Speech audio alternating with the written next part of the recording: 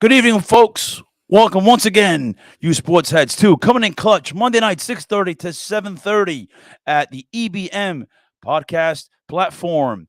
Hope you had a great weekend, folks, and we are here for another great edition of Coming In Clutch. And Colby is now back in session. He had a great vacation, I'm sure. He won't go and tell you the details where he went, but I'm sure we'll get into it eventually. And as always, our Coming In Clutch Sports podcast is being brought to you by the great Troy City Mortgage and, of course, their awesome partners in crime at the Walsh Title and Closing, working together to bring you the best home buying experience. Troy City Mortgage, the best place to get a mortgage in Massachusetts and Rhode Island, led by the great David Pereira.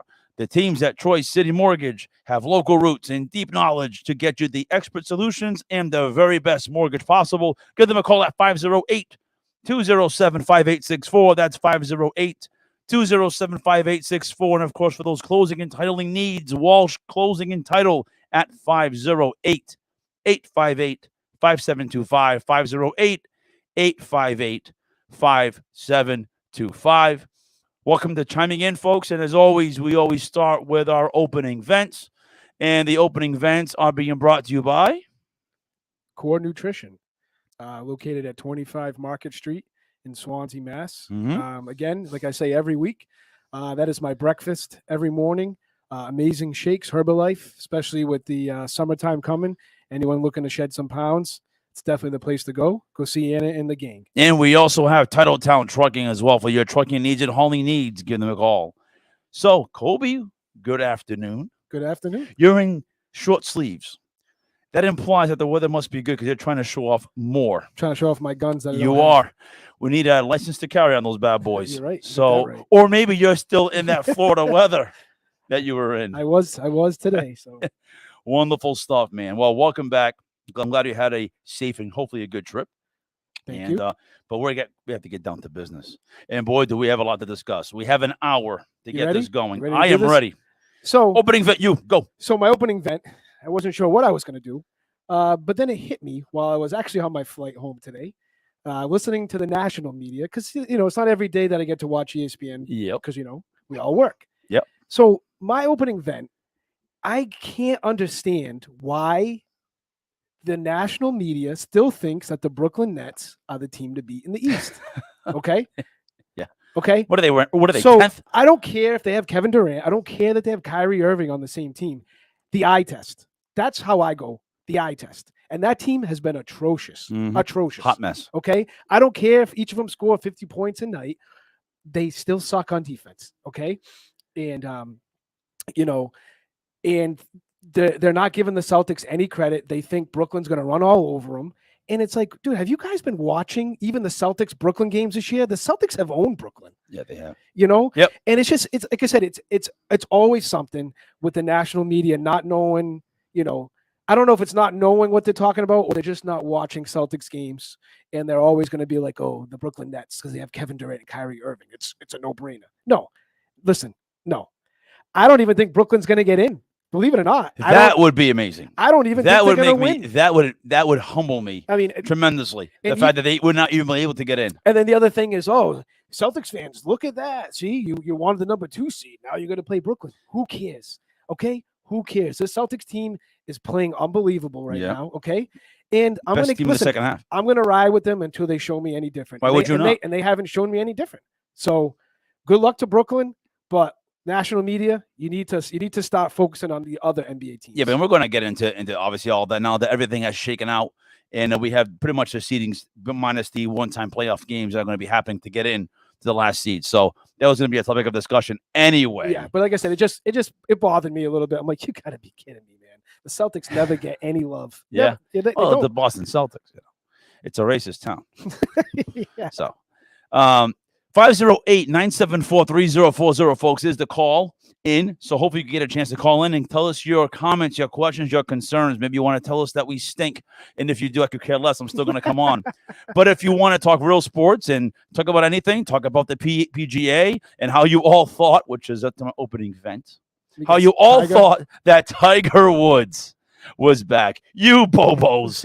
You really think that knucklehead is going to come back. And I will tell you, much like the teams that I despise that are good for sports and business, like the Raiders, like the Dallas Cowboys, like the San Francisco 49ers. These are teams that need to be good, or in any other sport. But Tiger Woods has this infatuation that he still thinks that he's Tiger Woods.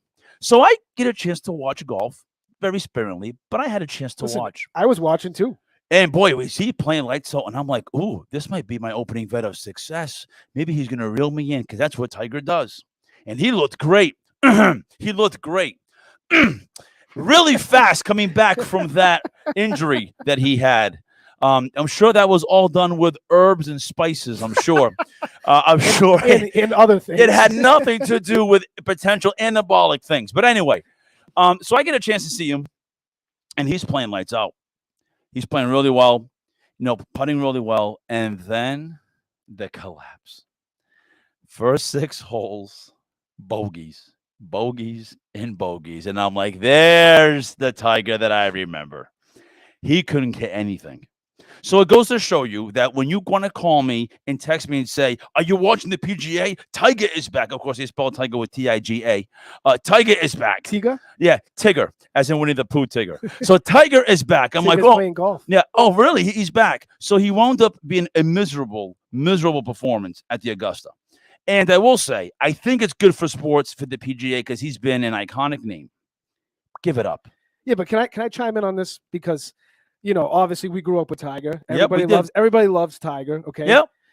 So I guess my frustration on this whole thing was I felt like he was playing it up a little bit. Like, okay, yes, he was in a very serious accident where he was. I didn't think he was going to come back this fast. Okay. Neither. So I give him credit for coming back this fast.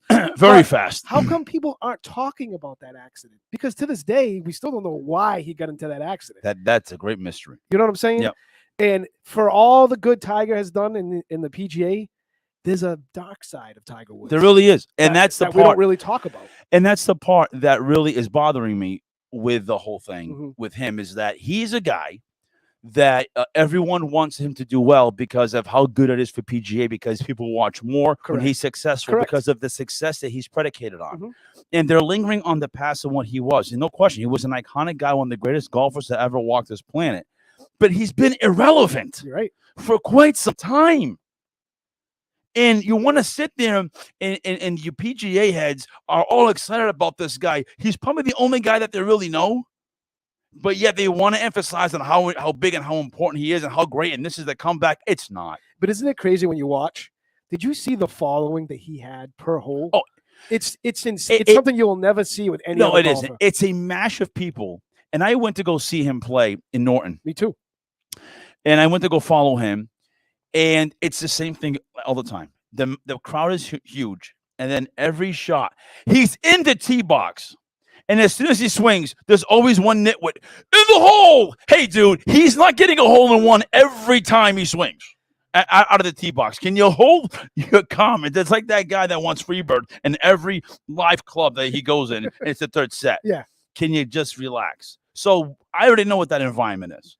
But the fact of the matter is that he came in, he had a great first round, and I wanted him to be respectable. And at the end of the day, he kind of reverted back to what he really is at this point, which goes back to my point that I've mentioned it time and time again, and people still don't understand. When it comes to athletes and when it comes to teams, there are, I think, 3 levels that a team or a player plays at. You play at the level that you should be at consistently of who you are, what you are. And you have moments of playing above that level of greatness because you just hit it and things are just working. And you have moments when you play in the low, where you're playing below the potential that you should be at. And on Friday, he played above the level that I think he should be at. And I think on Saturday, he played below the level that he is. Because he's not a guy that's going to get 6 bogeys. I didn't expect him to make the cut. So, it was good for him to see him make the cut. But you're right. I think that, this tournament was all kind of focused on Tiger. Yeah. And I think a lot of people forgot actually how good of a tournament it was.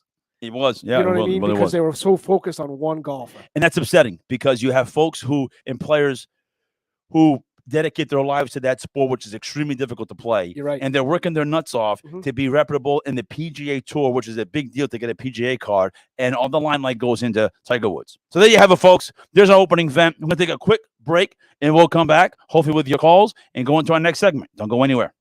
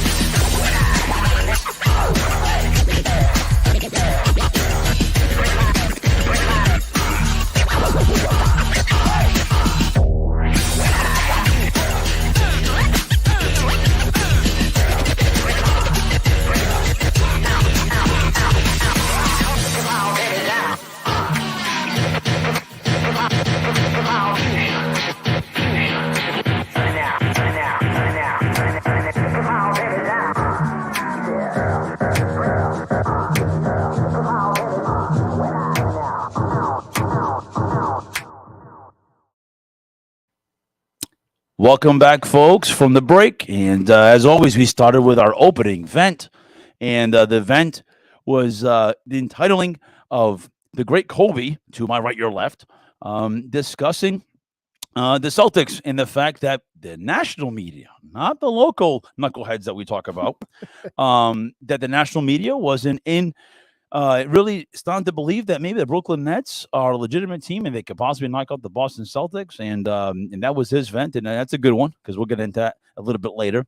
And mine was actually regarding the PGA Tour. And as you know, I tried to do my opening vent on something in a different sport that we don't talk to on a daily basis. And I was discussing how Tiger was providing a false perception of what he really is. So if you missed it, you can go back and see it, of course. Hit those like buttons and follow us. And we're looking forward to having you on live. Hopefully you're watching.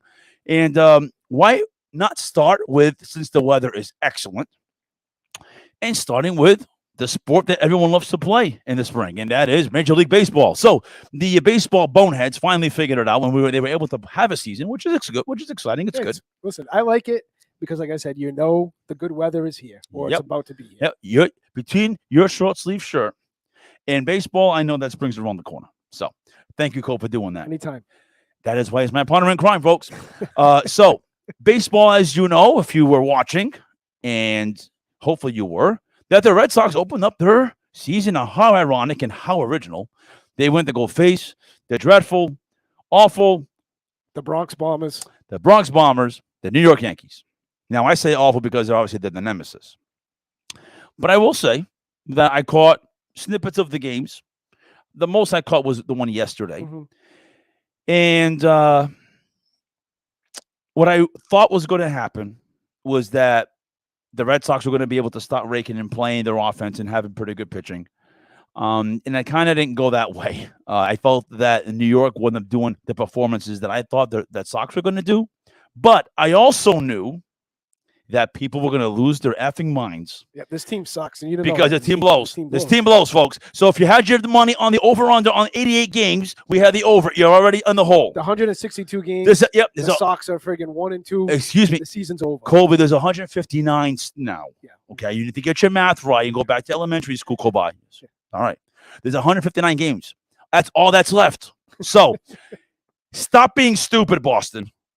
It's plenty of baseball left. The Yankees they're a good team on paper. Even if you know nothing about baseball, you see half that lineup is stud players who can rake at any time. Of course. And Carlos Stanton has had the Red Sox number since he was probably 3 years old. Well, the guy just plays well against the Red Sox. The guy's bicep is probably the size of this table. I'm still trying to there isn't enough tape to figure out that guy's bicep size. His biceps are literally popping out of his chest. It's unbelievable. It's like, dude, I think you're in the wrong sport. Yeah, I think he is. I think he needs to go into MMA, heavyweight, or go be. You know what he should do? He should be a WWE tag team with Gronk. Yeah, those two guys. Those two, they should just hit each other profusely. The women that they would bring in, they would be a moneymaker like crazy. Right. Unbelievable, right? Those two guys. But no, John Carlos has been a great player for a long time. Yeah. And he's been exceptionally good against the Red Sox since he was, like I said, 3 years old. The bat looks like a toothpick in his hands. So, but now he's the MVP. Well, I'm not sure if you know this already. Well, I was just going to say, he's already the MVP. This just kind of, this kind of makes me laugh because what I was reading yesterday, people were going nuts because I guess Rizzo has 2 home runs already. Oh, yeah, I know. Yeah. Oh, dude, the Red Sox should have signed Rizzo. I guarantee you Anthony Rizzo is going to blow, okay? He's going to have great couple of weeks, just like he did when he got traded to the Yankees last year. Yep. He had a great couple of weeks, and guess what after that? He sucked. You know what this sound is? S-U-C-K. This is fizzing. He will fizz. Of course he is. Dude, he's going to Do you see? Why does he look like he's 12? So, as of course, anyone who watches baseball knows that the Yankees have this, written rule that you have to shave and get a clean cut. Which, by the way, I will say this: I actually like it. Yeah, it's different. It's different. It's uniformity. It looks professional. They keep their stuff all tucked in, and that's fine. And the appearance is good, and it's a good business model. But Anthony Rizzo was already in my head, and I'm like, the more this guy hits, the more annoying he gets. What an annoying player he is, because he's not on my team, number one. But number two, it's because of the infatuation that he starts doing well, and here comes the Boston haters. You see, this is why you need to get him you got Bobby Dahl. You got Bobby Dahl back. Yeah, and you got who did hit a home run. Yeah, he did. So, I saw that was a bomb. And Kyle Schwarber, you want to get Kyle Schwarber? Yeah, you guys don't know anything. This is why you should have got Anthony Rizzo. Listen, Anthony Rizzo's been a very respectable player for a long time. Yes. Okay. And the Yanks decided they were going to spend money on him at the right time. He had to leave that situation. It was a bad situation for him. He was ready to leave anyway. Of course. But what I saw was good baseball. It was a good. The Sox take the lead. Friday night. Was opening day Thursday? Yeah, it was supposed to be Thursday. It got rained out Friday. They take the lead, and it went into extra innings. It was a good game. Neither pitcher was amazing. Evaldi wasn't amazing, but he didn't suck. But even, you know what, though? Was it Garrett Cole? Was Garrett Cole? See, how come no one talks about this, okay? Cole's making $40-something million a year. Yeah. Let me tell you something. If anyone owns that ass, the Red Sox own his ass. Yeah, they do. They own his ass. But that's okay, though. When no one says anything about that, but yet they want to look at this guy. He sucks with the Sox. Garrett Cole is not worth that money. No, he's not. And that's what it was upsetting. I'm glad you mentioned, because we're going to go into that next segment of this. He had a very average game. And then I looked up. I didn't know it was $40 million until I'm like, what is this guy really making? Dude, they gave him holy smokes, is this guy rich? Boy, I'm telling you, he must have very, very, very, very. Listen, and some people can handle the pressure, and I think he's one of them that can't. Unfortunately, he can't. Too much for him. And the Sox raked him pretty good.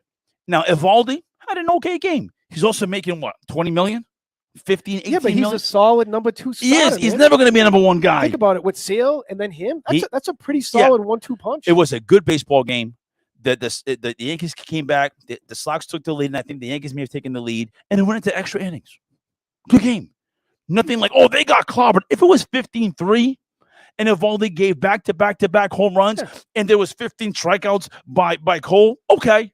So I didn't think it wasn't. It was a good game. So good that I decided I wanted to watch the next one. Well, I was going to say, and then the other thing is the runners start at second base in extra innings. So one crack, and that's so think about it. Yes, the Yankees won that game, but they had a guy at second base already. Which is part of it. Exactly. Let's speed up the process because baseball's slow. Listen, I understand that. I kind of don't like it, to be honest with you. Yeah, I'm not crazy about it either. I just don't like it. So you start an inning out with a guy at second base already? With no outs. Yeah, come on. Yeah. What did you think about the new device, the clip? I saw that thing. That thing is confusing to me. I can see it now. Someone is going to hit something, and that ball's going to go. It's going to go steal it. They're hitting these buttons because they want to, again, hiding the call signs. But What are we doing? But my point in all Why are we hiding call signs? It's been part of the game for a long time. Oh, I know why they're hiding it. So don't call and say, I know why they're hiding it. We know why they're hiding it. But that was the beauty of the game. So now they have this device. Okay. The device. What do you think about the device? Listen, you listen, this is, take it or leave it. listen, you know how I think about this? They're trying to get people, they're trying to entice people to watch baseball. Newsflash. Don't have a freaking, what do you call it? I'm just drawing a blank now. Don't stop your season and go on strike because you can't figure out, the players association and the owners can't figure anything out. If you don't do that, you're still going to have fans that are going to want to watch baseball. Instead, you're trying to do everything you can to make people want to watch baseball because you want to make it, 2 hours instead of 3 hours in front of the TV. Exactly. And not everybody on that. You don't need these damn devices. No, I don't think so either. But they did them. It's there. And the second game was a 4-2 game. And not a blowout. Listen, the Yankees are going to be a good team. And as much as I'm not a huge Yankee fan or at all, the reality is that the hatred of the Yankees, and I know I joke around on the show a lot, it's really fizzled out. It's not the same. It really is not way. the same. No way. You used to be excited to see Sox Yankees. Listen, the Yankees should be good. They have a gigantic payroll. They need to be relevant. It's good for sports. It's good for baseball. They need it.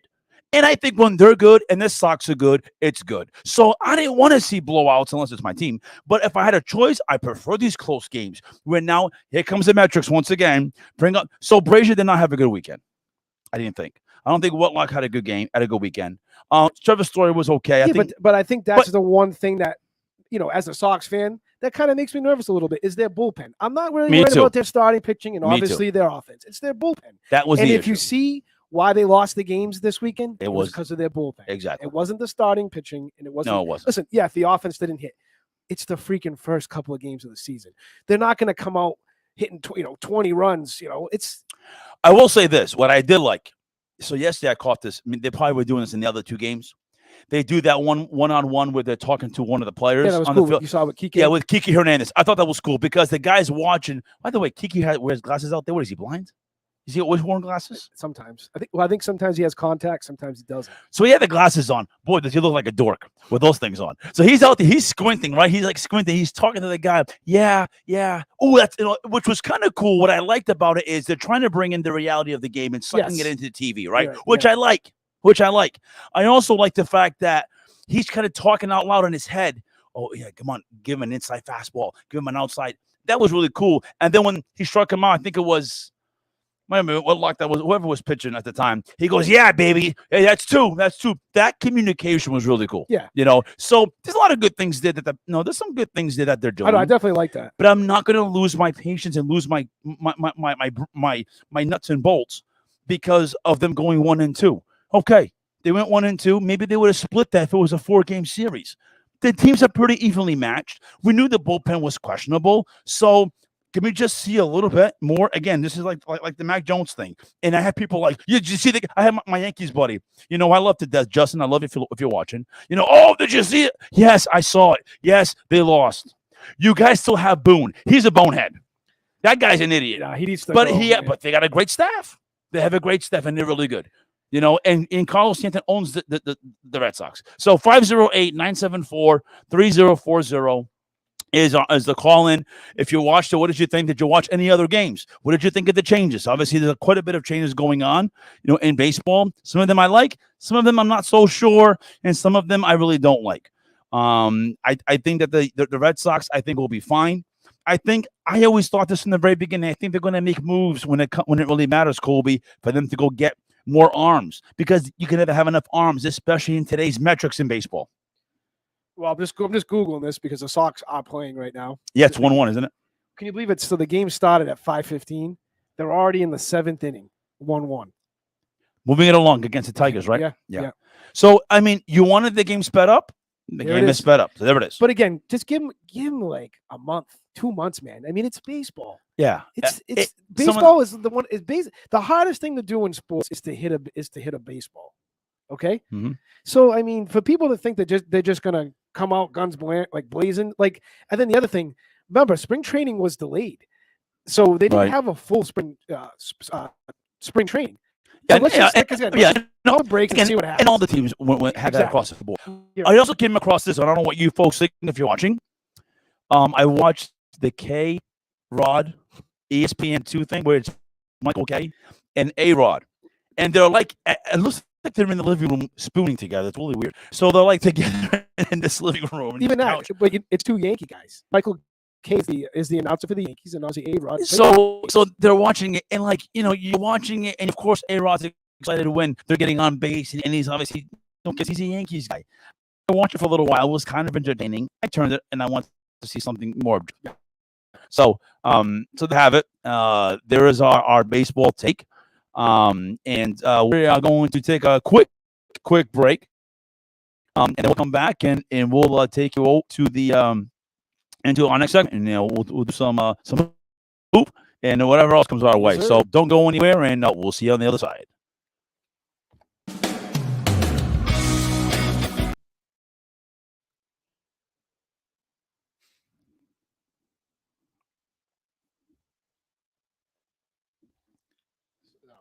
That's when I was in the.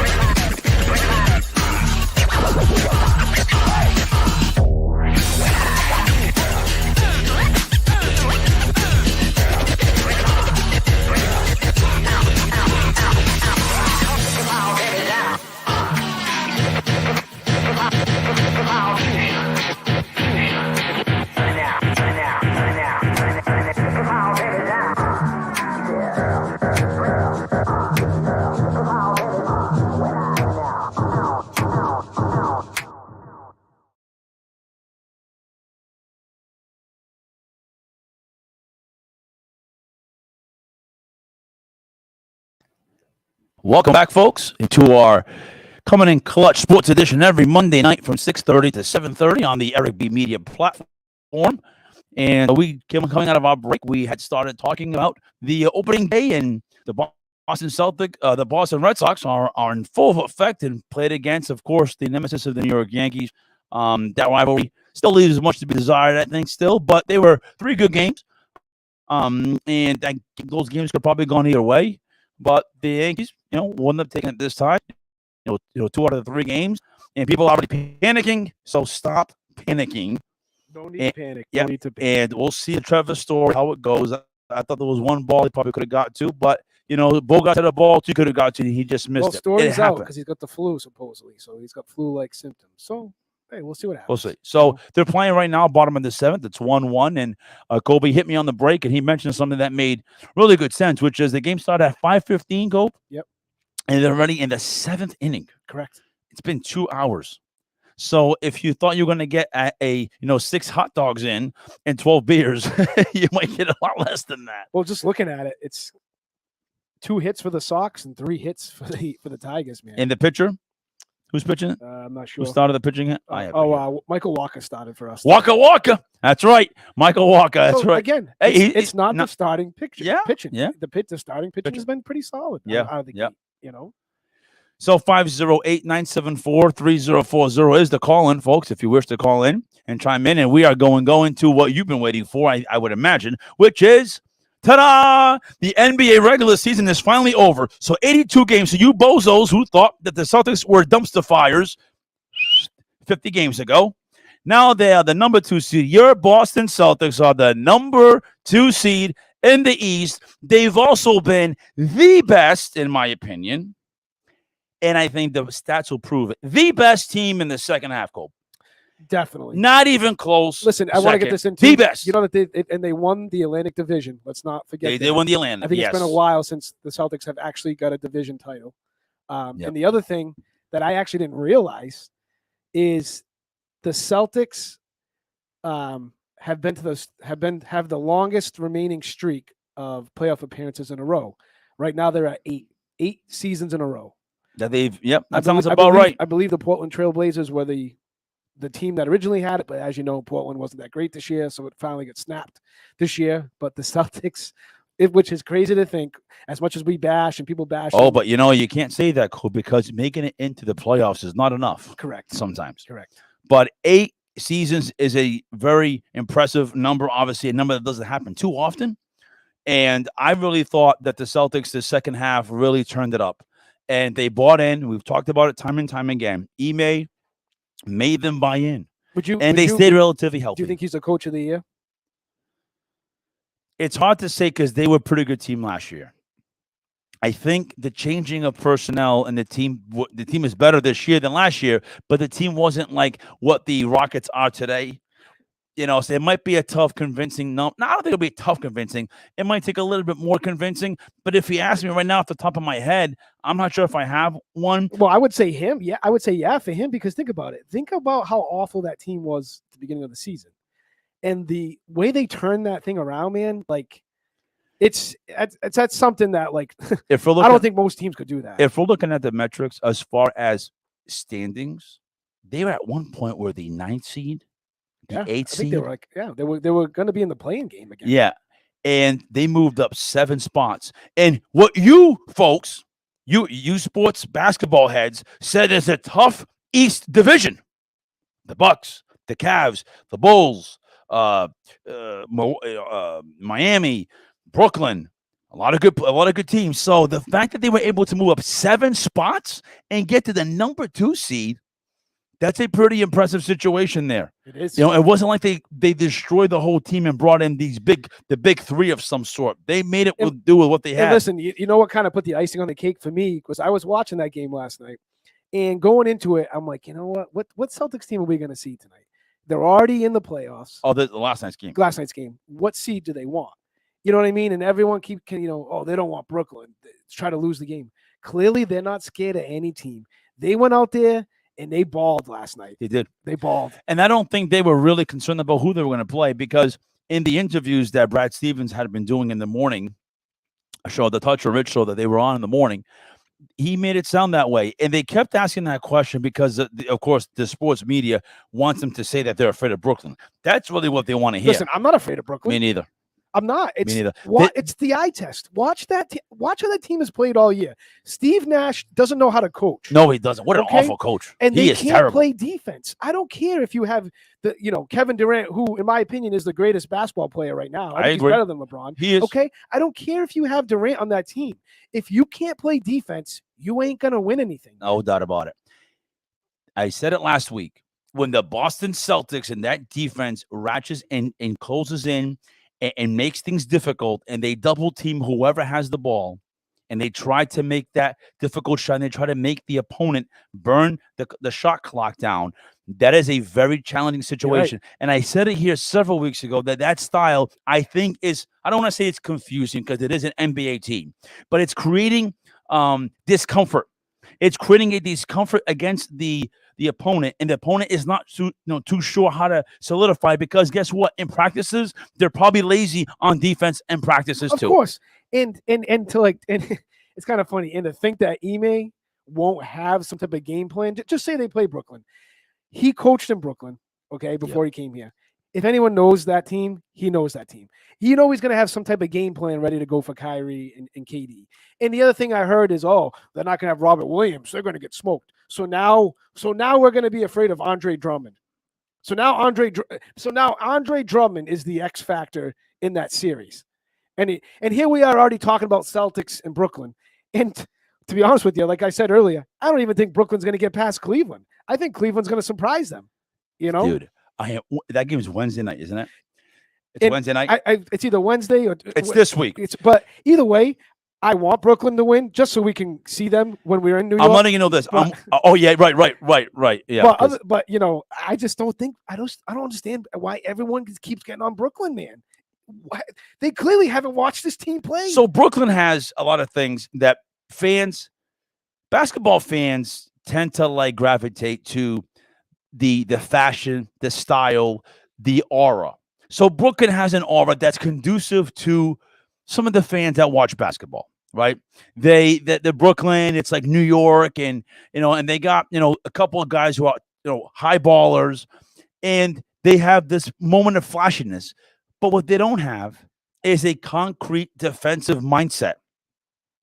And you may think that that's cool in the first 82 games, but when you get into the playoffs, if you're not defending, rebounding, you only have 7 games if you get there, and you're going to be gone. Really, you only have 4 because if you get swept, you're gone. And then so now Brooklyn's going to turn it on in the playoffs, right? So all of a sudden they're going to be this team. Yeah, they were just going through the motions, but now they're just going to turn it on. Listen, all I need to know about the Brooklyn Nets, okay, is I watched a little bit of the game last week when they played the New York Knicks.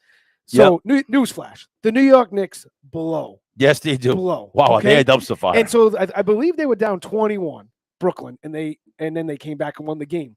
Did you see how Kyrie Irving was acting?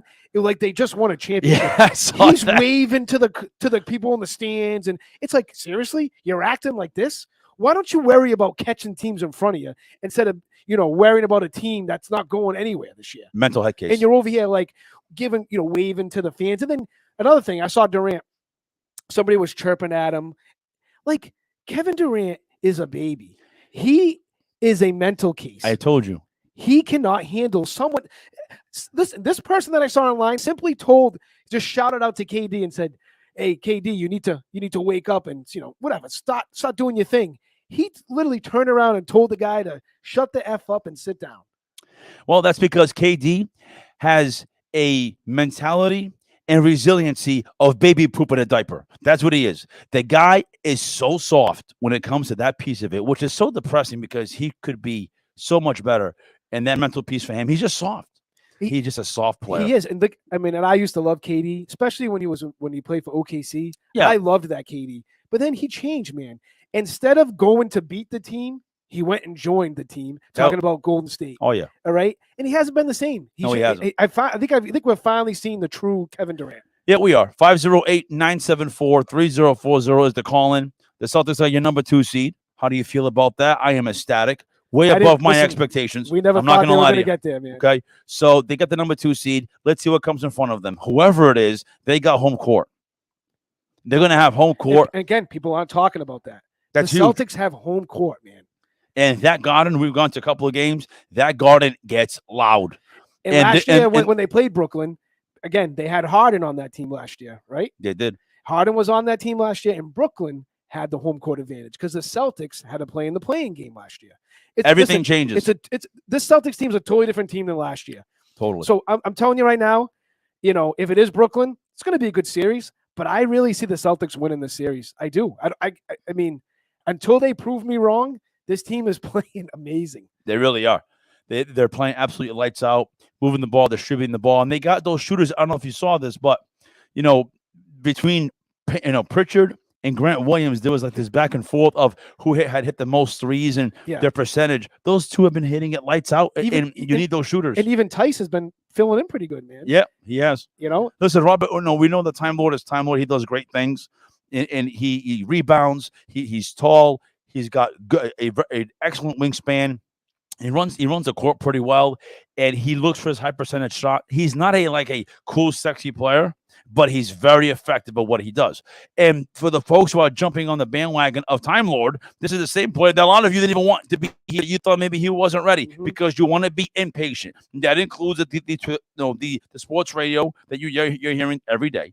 So they thought he was nothing special, but you know what? He's becoming something.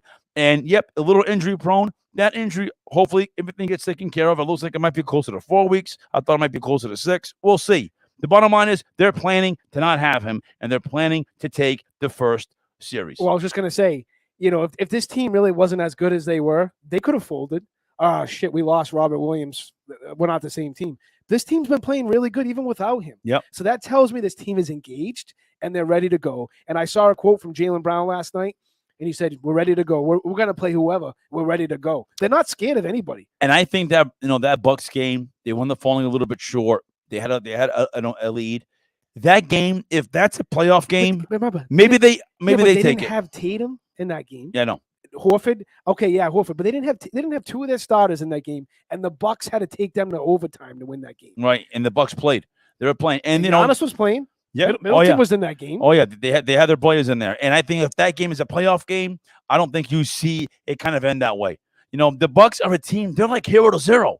1 minute they're like, wow, what a team! They defend, they block, they fast break. Giannis is a beast, hits 40 points, is great on the stretch, and then they have moments of just a collapse where they're not playing any form of style that is a winning culture. Yeah. It's just they become bums. And that inconsistency is probably why they dipped behind the Celtics. They weren't as consistent as they should have been. Right. Miami is a mentally tough team, and I'm telling you this right now. You want to know why I think Miami's this way? Because Eric Spoelstra, for the nonsense that people think he is, I think the guy doesn't get the credit he deserves, and I think he's embedded a culture of, listen, we're going to play the best that we can here, but we're going to play tough as nails against people. And I think that culture is they have guys who are just gritty. They're not amazing players, but they're gritty. And I think Spoelstra's done a pretty good job. No, he has. There. But see, and I kind of have to disagree with you a little bit on this because I've seen some cracks in Miami this year. I mean, even a couple of weeks ago, Jimmy Butler and Spoelstra were going at it on the sidelines. They were. I mean, I don't think this is the same type of Miami team mentally that they usually have. And I don't, again, Miami has talent, but besides Jimmy Butler, I don't think everyone makes Tyler Hero to be this extraordinary player. I think he's overrated, man. Tyler Hero really hasn't had a great year. No, he hasn't. I want to get back to your point, though. The altercations of players and coaches, I'll be honest, I kind of like them sometimes. Sometimes I like them because, you know what? Tom Brady had that altercation with Bill O'Brien, and many players have had those altercations. I think that just shows that they hate to lose, that they're sore losers, and they have a competitive edge, and they need to blame somebody. And it's two guys who want to win. But how come Jimmy Butler can't stay in one place? Well, he's been in Miami for a while. 5 years? Yeah, but think about it. He was in Philly playing with Simmons and Embiid. Why couldn't he? Well, I mean, that should have been a team, right? Then he was. I don't know. I'm not sold on Simmons, so I think I know, but I guess my point is, like, if Jimmy Butler's the needle mover, if that's what you want to use, why is he traveling around the league? I think Jimmy Butler is a guy that I think needs to be the guy on the team. And the minute he's a number 2 guy, he doesn't take that role very well. He likes to be the guy who's in charge, where everything goes to him, decisions go through him, everything runs through him. Mm-hmm. He's in charge. He's the captain. He's a clear-cut guy. And he knew in Philly, Embiid was always going to be the guy. And Butler and Jimmy left Sacramento. He was the Kings. He was on the Kings. I think he was on the Kings or one of those shit teams. No, he played for the Bulls, didn't he? Jimmy Butler? But I thought he had a short stint when he was on a bad team. It was a contract, and they paid him, and then Minnesota. Oh, Minnesota. That's it. Yeah, it wasn't. Yeah, the Timberwolves. Yeah, and that was a. But even that was a dumpster fire. He was on that team with Karl Anthony Towns. It wasn't like they were really that awful of a team. Yeah, you know what I mean. Minnesota. Who the hell wants to play Minnesota? God, they're about as relevant as square pegs in circles. Like, I mean, they are terrible. Well, you know what's funny is you brought up Minnesota. Well, I was going to say you brought up Ben Simmons. Yeah. So now Ben Simmons. This is where more Ben Simmons sucks. By the way, this is therapeutic. Well, I was going to say so this is part of my vent. Okay, and I totally forgot about this because I heard this morning. So now there's a report that Simmons might be ready for the playoffs. What a coincidence! A. B, he's if he plays, he might play 10 to 15 minutes. C, That's a lot of minutes. now because Brooklyn gets Ben Simmons, watch out. They're coming for you. I laugh because Ben Simmons hasn't played a game all freaking year, okay? And he's complaining about his back. Oh, my back hurts. So what happened? Kobe, So he Larry was on- Bird complained about his back too. So he must have, from his trade from Philly to New York, he must have been on I-95. What do you do? Hit a pothole? And now all of a sudden his back hurts? Like, give me a break, dude. Give me a freaking break. Yeah. You're making $30 million a year. He sucks. Like, That guy's terrible. What an overrated player. But now all of a sudden Ben Simmons is the reason why Brooklyn's going to go to the East Finals. So I will tell you, folks, this is what my belief is. And if you want to come and hound on the fact that we try to stretch and find things with the Patriots because they don't have Tom Brady here and they have young players, I'm telling you this right now. The Brooklyn Nets are reaching to find success. Say it again.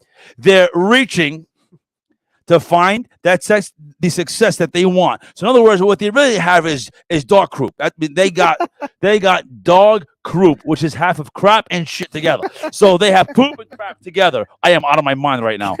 These assholes want to talk to me about Ben Simmons being the savior. You suck. You are a terrible team. You can't defend. You can't do anything legitimate. And yet you still insist on telling me that you're relevant. And if you're trying to tell me that Ben Simmons is your savior, that means you're not a good team because you're reaching for a piece that's not really ever been a good piece to begin with. Brooklyn doesn't even need Ben Simmons. But they do, They apparently. have Kyrie Irving. As much as I can't stand Kyrie Irving, dude, that guy is a point guard, okay? He does everything. He does. So now you're going to bring Ben Simmons in here who's going to run the point. All right. Yeah. And I heard Stephen A saying this, the defense, because they got Ben Simmons. Okay, so now one player is going to make the difference on that team to play defense. Not on that team. They don't play defense. No, they don't. They're run shitty. They have a shitty coach. It's that simple. Yeah. It really is that simple. Could they be a better team? Yeah. Should they be better than 9? Yes, they probably should be, but they're not. And that culture that, unfortunately, Nash has brought in is just not working. It hasn't worked all year. They wanted a sexy name. And apparently the sexy name isn't working. And that's it. So, I mean, I think a lot of that is predicated on that it's Brooklyn. I need big names. They want to be the LA Lakers of the East. That's what it comes down to. Because Brooklyn is, if you look at all the cities, Brooklyn is that comparable sexy name to LA. Nobody wants to play Milwaukee. Have you ever been to Milwaukee? There's a reason why. I believe it or not, I have. I know you have. You told me. because I'm a weirdo. I've been to Yes, you are. You are very weird. And the reason why they're called the Bucks is because that's all they have out there. It is like nothing there. You drive and drive it's moose and caboose and they're walking around with shotguns and life is dandy. Even the people look like bucks. So Milwaukee's not a sexy name, okay? Miami is, to a certain degree, Miami is, I was there. But Brooklyn, there's something about that facade, like I mentioned earlier, that makes them people want Because you're in New York City. because they want them to be great. Everybody hates Boston for obvious reasons. We already know what that is. So when you're looking at the Philly is kind of a dumpster fire, not a great. Listen, Doc Rivers is somehow on the hot seat now. So now if He's moving. You think he's moving? fails, now it's on Doc Rivers. First of all, I put that on Daryl Morey because he traded for James Harden, gave up a bunch of picks. You gave away Simmons, whatever, okay? But Harden is due for a contract in 1 year, okay? Mm-hmm. I don't think Harden's staying in Philly. I think Harden's going to play his ass off next year, score 40 a game, so we can get his $200+ million contract that he's been looking for. Yeah, mass contract. So, listen, I don't think – they got Embiid, but they're not playing together. No, man. they're not. And they're missing a lot of players around them. Do you forget that the Celtics shellacked them 60 points, 50 points? Oh, Harden wasn't playing. Oh, that's right.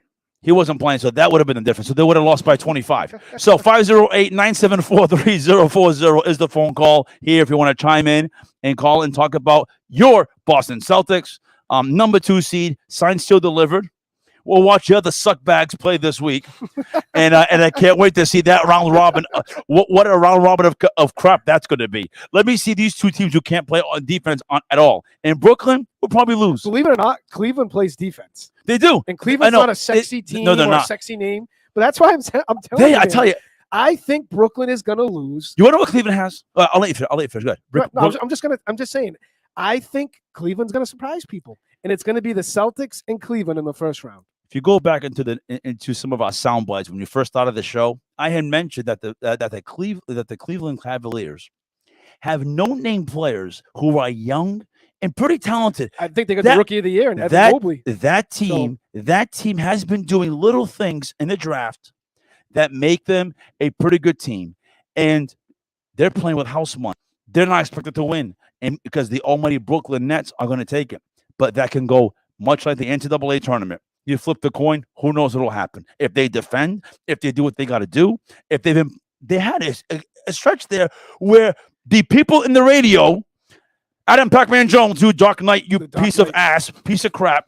Oh, the Cleveland Cavaliers. Are you listening, Celtics fans? Are you listening, Celtics fans? The Cleveland Cavaliers are better than you. Yes, they were at the time. You want to know what I tell my kid? What do you tell him? I tell him, listen, let me tell you something, bud.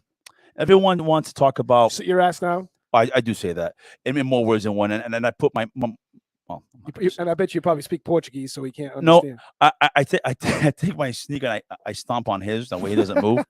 Is that too erratic? I get his attention, But I tell him this: everyone, you think about youth sports and sports in general. Everyone gets excited how teams start, how things jumpstart. The Yankees 2-1. Yeah, exactly. But it's how you finish. I told him the same thing, and that's why I think when my boy plays sports, he tends to get better as the season goes along. And honestly, that's all that matters. And so, yes, when the season started, the Celtics had much to be desired, and there was a lot of question marks. And I was on the station saying, "Listen, if they in this next series of stretches that they don't kind of find themselves, they might be in trouble." And then they went that streak of winning whatever it was, 15 of the last 18 games or whatever it was during that time.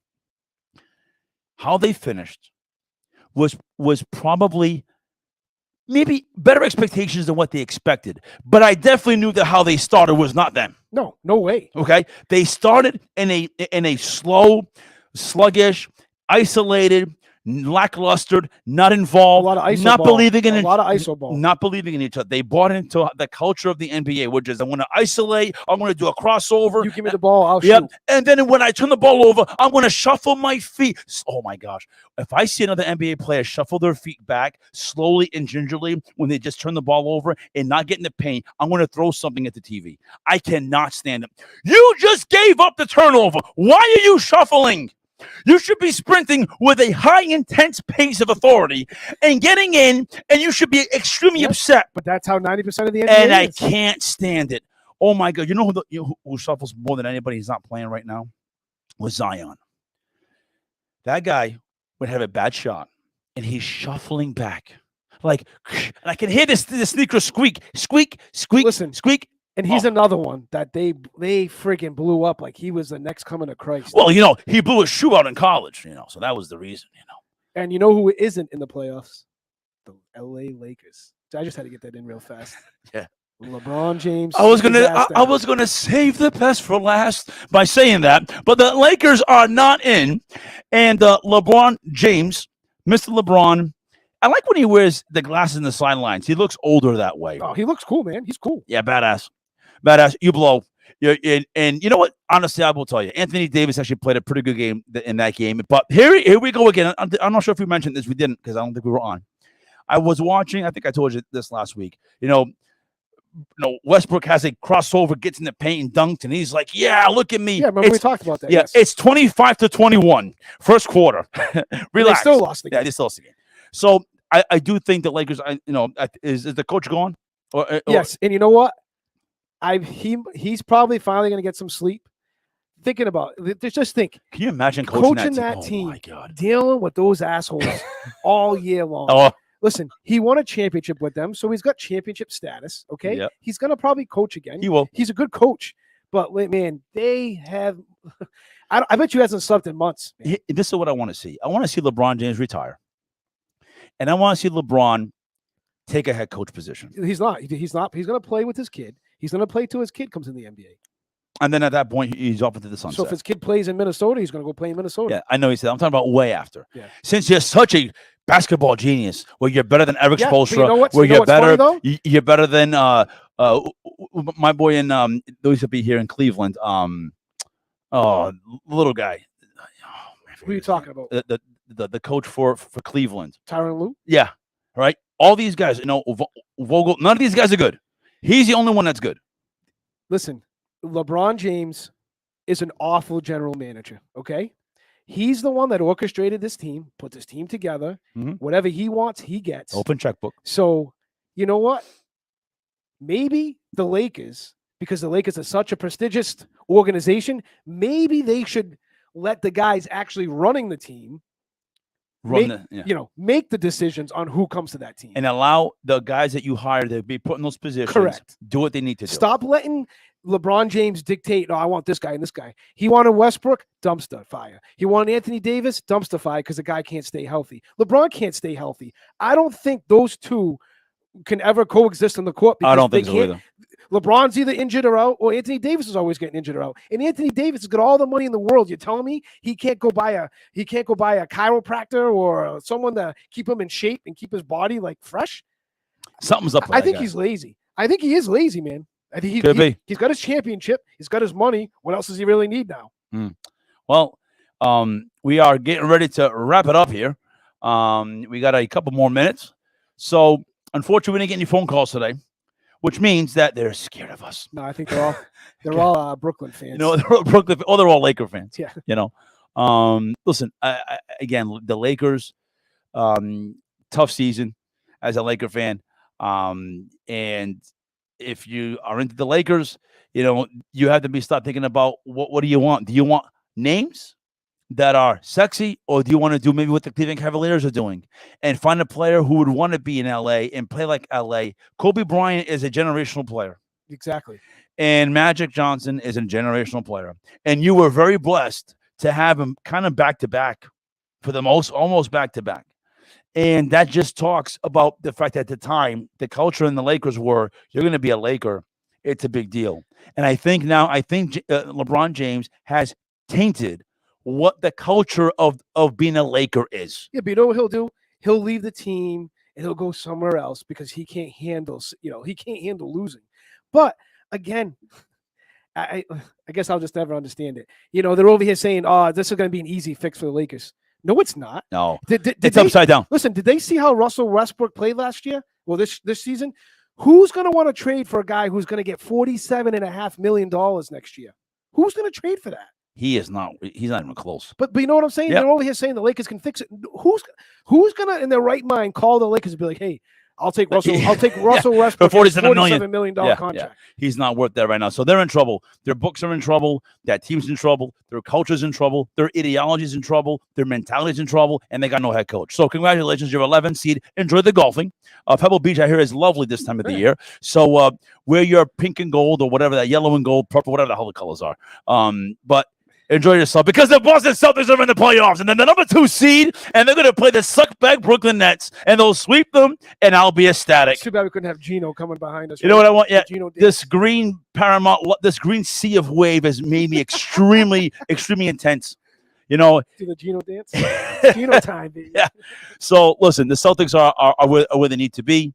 Listen, it is the playoffs. All kidding aside, basketball hoop, anything could happen. The Celtics have surprise teams when they weren't that great, and when they were really great, they got bounced. So they need to play their game. I think the maturity level of the Jays is what I want to see. Are the Jays ready? Have they been seasoned to be able to take the team on their back and say, we're down by 7 with 3 minutes left, and we've been shooting crappy at 35% from the floor. Yeah. I'm going to take over. That's what I want to see. And if that falls short, this is what question marks of those two. So let players. me ask you, what is a failure in your eyes for the Celtics going forward? Game 7 of the Eastern Conference Championship. So you expect them to win the East and make it to the finals, is what you're saying? The Eastern Conference Finals. Yes. Yep. Okay. That's what I'm expecting. I expect them, Miami, and let's just go at it. And I would be, if anything, be other than that, if they get the Game 7 of the Eastern Conference, I would say, well, you know what? They played against the number 1 team. And they went to 7 games, and they lost by 5. Listen, I hope they beat them this time, because in all honesty, they have our number. Listen, I hate to say it, Miami has our but they should have won that game in the bubble. And when they played them in the bubble, I mean, the Celtics were a better team. I know they were. But I know. again, just like you said, the NBA, anything could happen. I think it happens. So there you have it, folks. That is our show. That's all we have time for tonight. Hope you enjoyed the show. 6:30 to 7:30 is Coming In Clutch Sports Podcast on the Eric B Media platform. And as always, the podcast is being brought to you by the great folks at Troy City Mortgage. And of course, their awesome partners in crime at the Walsh Title and Closing, working together to bring you the best home buying experience. Troy City Mortgage, the best place to get you a mortgage in Massachusetts and Rhode Island, led by the great Dave Pereira and the team at Troy City, have local roots, deep knowledge, and bring you the best mortgage possible. Give them a call at 508-207-5864, 508-207-5864. And the title and closing, very important. Make sure you get that done correctly.